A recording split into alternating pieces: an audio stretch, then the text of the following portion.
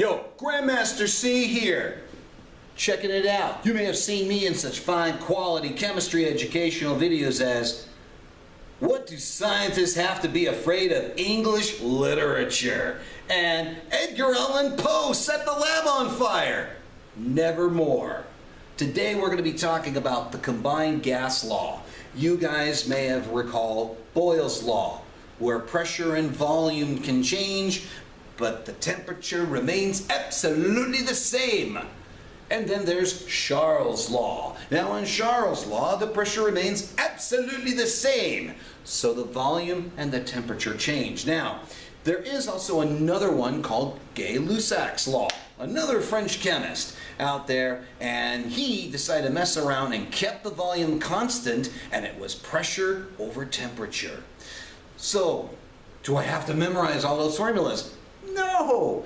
You can use the Combined Gas Law because, you know what, in the real world, temperature and pressure and volume, they can vary. They're not always constant. Okay? Excuse me. So, I've talked about standard temperature and pressure very briefly. It was a baseline. I'm not going to worry about that here.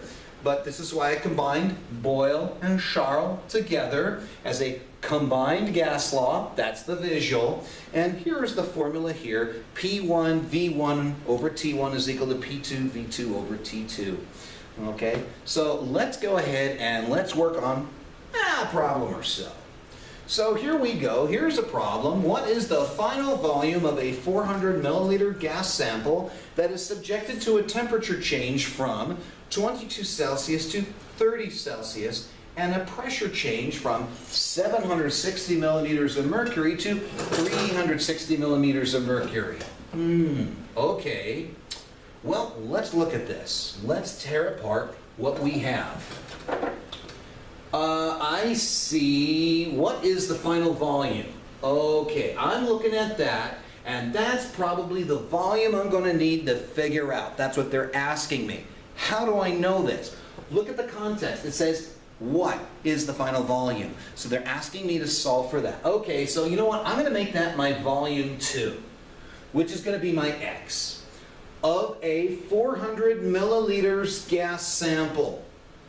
Okay, I got another volume here, right here, 400 milliliter gas sample, and that's what I originally started with. Because here we say, what is the final volume? Okay, that's what they want us to find, of a 400 milliliter gas sample. When they say of a 400 milliliter gas sample, guess what? That's our original volume. And part of the skill of looking at problems like this is not that 10, 20 years down the road that you are solving these kind of problems. No, it's that you're able to critically think and analyze what are they asking you, what information are they giving you. So this is definitely going to be our volume 1. Okay, that is subjected to a temperature change from 22 Celsius to 30 degrees Celsius. Okay, guess what? We have a temperature change from 22 degrees Celsius. Guess what? When it says from 22, that from tells you that was what you started with. So where it started at 22. So that's going to be our temperature 1. And then it says to 30 degrees Celsius. Okay, so there's the 2 that tells me that's got to be my second condition, my final condition. Okay, so there it is. And so here's our pressure. Oh, sorry, not pressure. Sorry, guys, that is our temperature 2. And then we have a pressure change. Oop, there you go again. From 760 millimeters of mercury, so that, guess what? That's my pressure 1, to 360 millimeters of mercury. That is my pressure 2. Okay? So, we looked at this problem, and the key thing there is to analyze what the information was given and what are we being asked here. That's why when you look at those words, when you look at the sentence, That's what you have to look for. That's a pretty important thing, okay? That's a pretty important thing. Now, here's the problem though. In situations like this, you need to change the Celsius to Kelvin. You have to do it all the time. And the reason for that is that Kelvin was designed to allow temperatures to go below 0 Celsius. Wait, what do you mean 0 Celsius? Well, 0 Celsius is the freezing point of water, or 32 Fahrenheit. Most people would know that, that it's 32 Fahrenheit. But at 0 Celsius, that's the freezing point of water.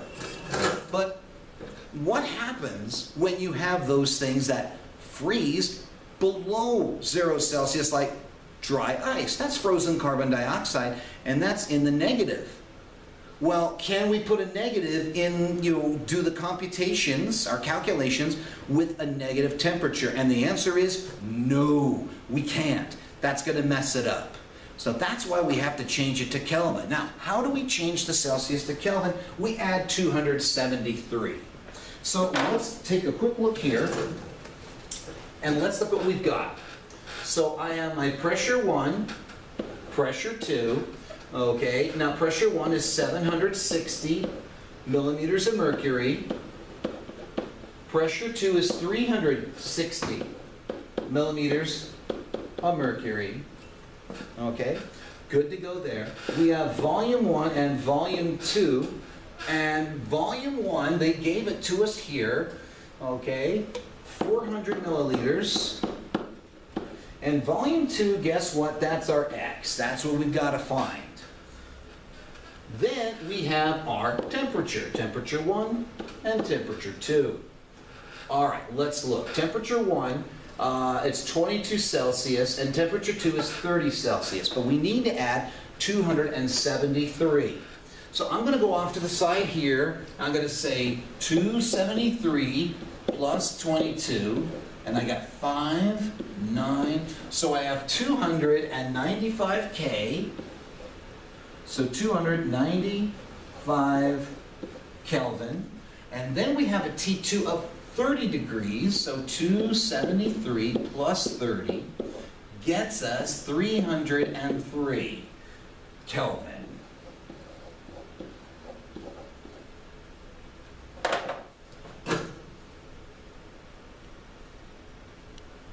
Okay, so far so good, guys. So we've got all our variables in place. We have our pressure 1, pressure 2, volume 1, volume 2, temperature 1, temperature 2, already converted into Kelvin. Now we're ready to look at the formula. Okay, so let's look at a formula here for a moment. I'm going to split this apart, and let's look at the formula. The formula says P1 V1 over T1 is equal to P2 V2 over T2. Now, I could sit there and say, hey, just plug it in and solve for V2 because that is our X, as you can see up here. We could do it that way.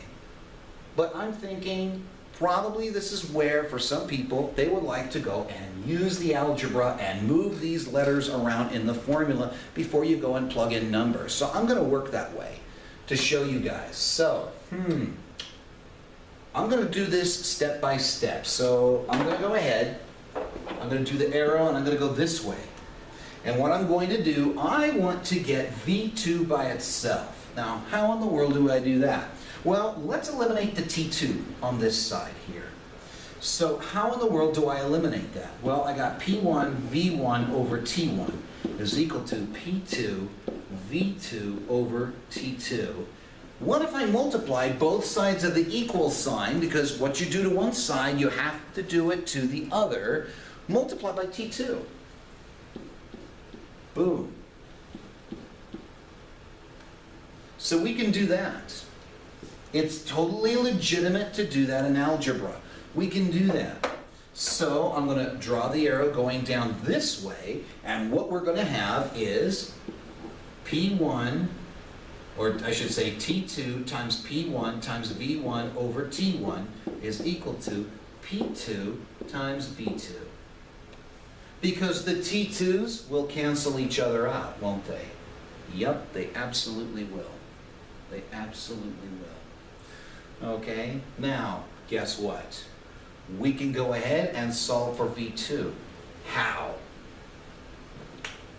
What we can do is we can, and I'm going to use the black right here. I'm going to go this route. I'm going to divide this by P2. So, I'm going to go ahead and I'll go T2, P1, V1 over T1 is equal to P2, V2. This is what I have. I'm going to divide this by P2, and I'm going to divide this whole thing by P2. Okay? Then, I can now go ahead and say, finally, my final thing working through this is, let me switch to another color, let me switch to blue. All right, so T2 times P1 times V1 over T1 divided by P2 is equal to V2. That's it. That's our final formula here. Now, I went ahead and I showed you how to do it working with the different variables of the gas law, the combined gas law. Okay, now, the next trick is let's plug in the numbers. So, let's look at our numbers, shall we?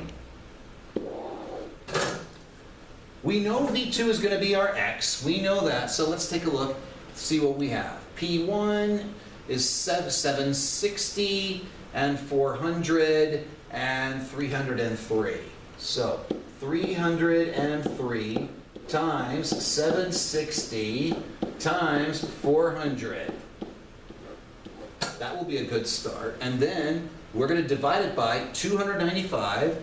We're going to take that and we're going to divide that by 295. Then we're going to take this whole thing in brackets.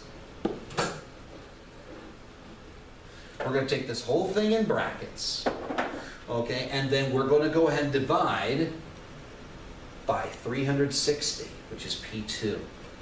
Okay, we're going to divide it by 360. Woo! Yeah, imagine that. All right, let's go ahead. Let's multiply this out. So I'm going to have, clear this, 303 times 760 times 400 equals, and I got this ridiculously high number, okay, and I'm going to divide it, I'm going to divide this by 295 divided by, well, let's see, it's 9211200. Ridiculously large number, right? We're going to divide that by 295. Okay, that's what we're going to do. We're splitting this. Okay, so divided by 295 equals, and I have 312,244.07. That's what I have. All right, let's move on. So let's bring this in because that's our last part here. Okay, so it's going to be 312,244.07 divided by, and I'll switch over here. We're going to bring this 360 down like this. Divided by 360 equals, and I have now, ladies and gentlemen, the final answer, 867.34 milliliters. That's a lot of work. Absolutely, it's a lot of work. This was not exactly the simplest formula ever to work with. But you know what? We did it. Okay? And as Barry Manilow said, looks like we made it. Yep. So let's just take a quick review of what we did. We looked at the combined gas law. All right. We had our problem where we sorted out what was the volumes and what were the temperatures and what was the pressures and where did they belong. We changed the temperatures from Celsius to Kelvin because we can't work with negative numbers. Can you ever do these calculations with Celsius temperatures by themselves? No, you cannot. It has to be done in Kelvin to change over, okay? Because it's a consistency thing that scientists have. So we found all these variables down here. And remember, you can also pause. And then here I went through step by step showing you how to manipulate the different variables of the formula in order to get there to the point that we finally got this gigantic mess here. This gigantic mess, all right? And if it helps you, the one, you could say that as initial or beginning or start. And two, you could say final or end. Okay, that will work also. And then the very last step, we went ahead and we took those variables that we got earlier, plugged them in, and I showed you the calculations going from this way to this way, and then divided it out. This is what we got, this relatively giant number. Then we brought it down here, and then we divided it by this number, the 360, okay, down here, right here, to arrive at our answer of 867.34 milliliters. A lot of work. But guess what? In life, learning does take work. And if you have a passion for something, a particular thing, guess what? That's going to take work also. It's not always handed to you easily. And I honestly think if it's handed to you easily, you're a lot less grateful for it. Okay? All right, guys. I'm hoping that this video will help you guys out. And hey, I will catch you on the other side. Till then, peace out.